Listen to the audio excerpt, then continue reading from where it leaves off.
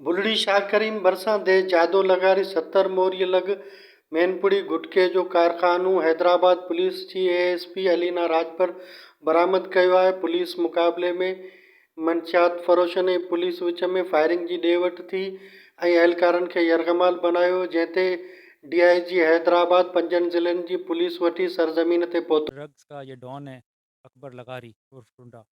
तो इस पर हमारी काफ़ी अरसे से वर्किंग चल रही थी और इसको हमने तंबीह भी कराई हुई थी इलाके में।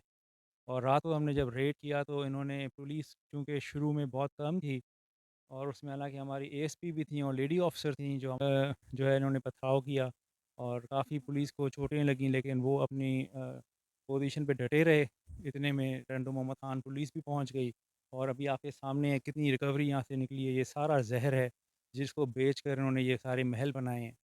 हिन कार्रवाई ते सोशल मीडिया ते दिलचस्प बहस हलंदड़ आहे, जंहिंमें पीपल्स पार्टी ज़िले टंडे मोहम्मद खान जे चूंडियल नुमाइंदनि खे अकबर लगारीअ जो सपोर्टर चयो पियो वञे ऐं उन सां गॾोगॾु सोशल मीडिया ते पीर मोहम्मद शाह डीआईजी हैदराबाद ऐं अलीना राजपर जी वाखाण कई पई वञे ऐं आईजी सिंध खां मुतालबो कयो पियो वञे त अलीना राजपर खे टंडे मोहम्मद खान जो एसएसपी मुक़ररु करे केतिरनि ई ॿियनि अकबर लगारी जहिड़नि मंशियात फ़रोशन जे कारखाननि खे सील करे ज़िले टंडे मोहम्मद खान खे मंशियात खां पाक कयो वञे।